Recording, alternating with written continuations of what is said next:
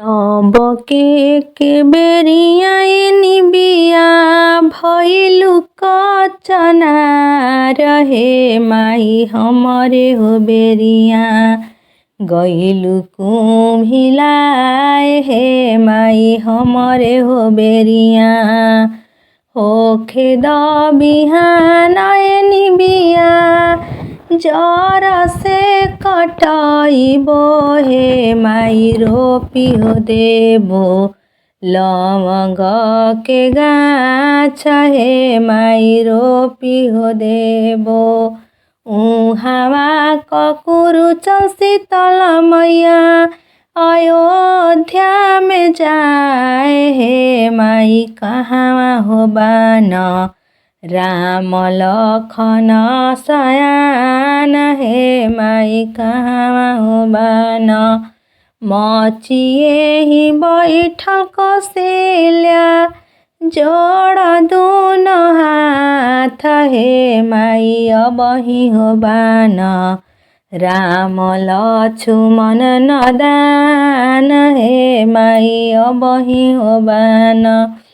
तोहरे ही लेखावा कौशल्या रानी राम लखन नदान हे कौशल्या हमरे लेखावा भइन सयान हे कौशल्या हमरे लेखावा राम लखन सयान हे कौशल्या हमरे लेखावा हथवा जोड़ेली कौशल्या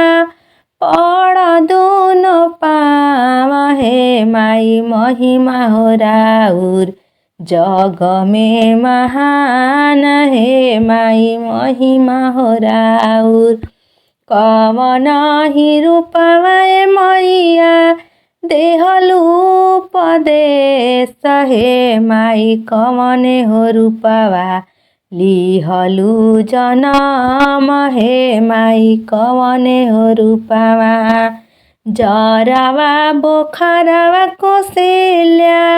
देहनी उपदेश हे कौशल्या गोटियन गोटियन लेहनी जनम हे कौशल्या गोटियन गोटियन लेहनी जनम हे कौशल्या गोटियन गोटियन।